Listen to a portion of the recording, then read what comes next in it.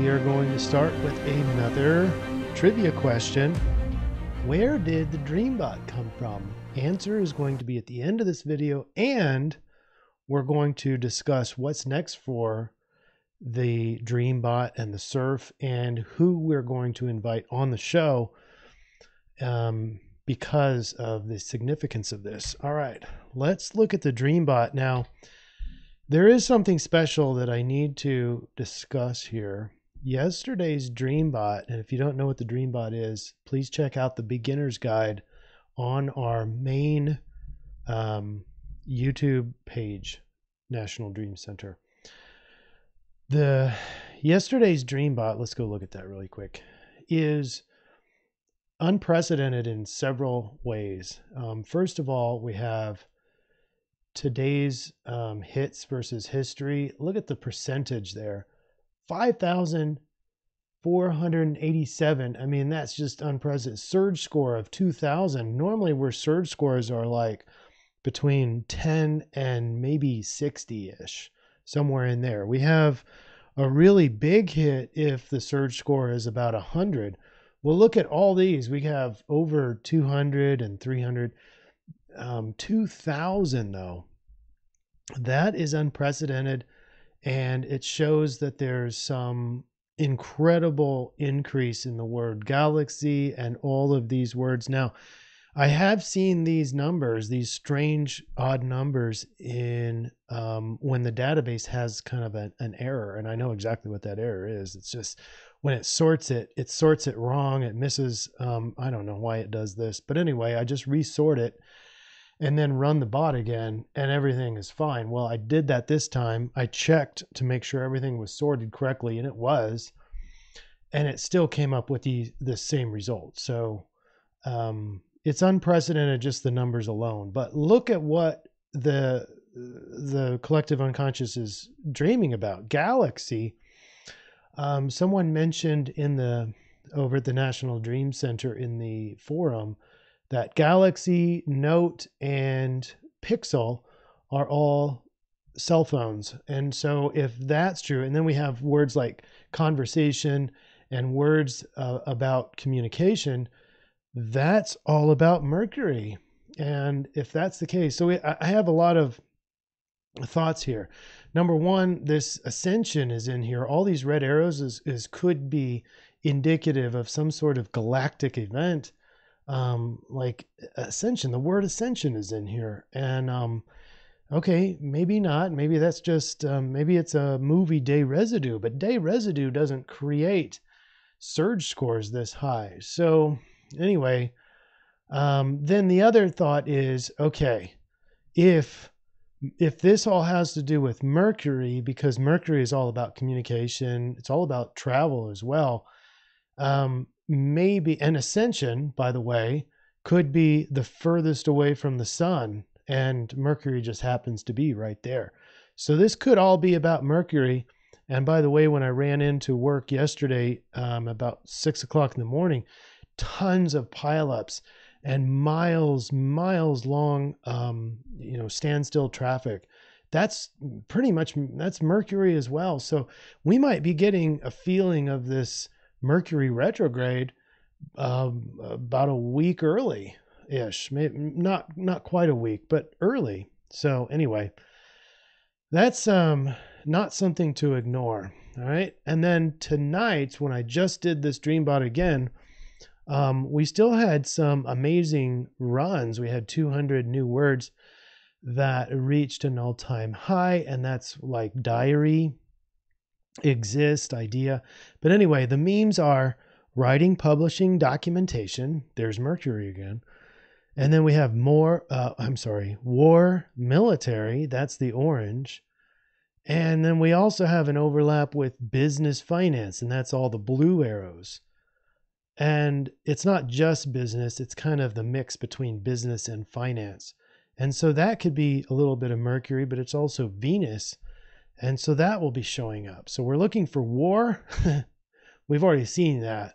And I kind of already talked about it in the last CIRF report. Maybe not necessarily war, but reference to Mars, Sun, that kind of thing. And then Mercury. All right. That's where we are. So let's go to the astrology. Sorry that took so long, but that was really important. And if you're interested in the daily Dreambots, which I'm doing the Dreambots daily, those are at the National Dream Center, and you have those drop-down menus under the forum that say Dreambot runs, and you can even subscribe to that. And there's, we can talk about the Dreambot runs, which we do over there. All right, astrology for now. This is just a reminder. This is what's happening currently as I'm recording this. The Mars and Sun are in a sextile. We have Moon and Mars in a trine, and later on, the Sun is going to make a sextile with the Moon. So everything's balanced. We talked about all that last CIRF report. I'm just reiterating this and reminding you this is what's happening right now. And the key there is this Mars energy is doubled up, and it is well balanced, but it's very strong. There's physical activities, exercise, charisma, sex drive, strong qualities. It's a boost to self-confidence. All right. And now keep in mind that Sun and Mars are kind of going together at nearly the same rate. So this aspect actually stays with us for a couple days. It's not like the Moon where it's transiting so much faster than everybody else. All right, what does tomorrow look like? Well, two significant things. We got the Sun still with the sextile to Mars-ish. It's not exact, but it's still very close. And that influence will still be there. But we also have Moon conjunct Saturn at 12:24 p.m. This is Friday, about midday Central Time. Moon conjunct Saturn. This adds a lot of seriousness and dealing with challenges and negative attitudes potentially. Just seeing all these hurdles that we have to cross. By the way, you've still got the Sun shining on Mars, so you still got that kind of that warrior, stand up for yourself attitude. And so it could be a little bit contentious. That's that war thing that we talked about. That one's easy. Whoa. Oh, okay. So that's why I skipped two. This is Saturday. Remember, we still have the Sun sextile Mars, but we also have Moon conjunct Venus. This is the business finance aspect. This is incredible how the Dreambot and the collective unconscious are seeing these main aspects and warning us about. And then the only thing we didn't talk about are Mercury. Now, one thing on Mercury, this is our last one until Sunday. So last CIRF report until Sunday. So Mercury is approaching Chiron. As you can see, Chiron here is in Aries now, just barely. Mercury's not going to quite get to Chiron, but on the 7th of March, the Moon is going to progress all the way to Mercury. And so these three will kind of be very close to a conjunction before Mercury then starts to retrograde backwards. And that will be very interesting. And so you have Mercury getting really close to the warrior, but the warrior healer, the Centaurian, Chiron. I don't have a lot to say on this. Is just the collective unconscious apparently is very big on this whole Mercury thing. It's going to go station around early next week, probably like Monday, Tuesday, and then it's going to start to go backwards in line of sight to the Earth and retrace its steps. But we have the business here. We have the Mars influence. This influence dies off. By the way, the Sun sextile Mars dies off when Moon square Mars kicks in this weekend on Sunday. And we'll have another CIRF report on Sunday to see where we are with the collective unconscious. All right, so what are we doing here? You notice that in the sidereal solution, you have this big gaggle of planets here, and those are in Sagittarius. And then, of course, you've got the Mars influence is being doubled by multiple aspects. That's in Aries. And so we still have this fire trine going on.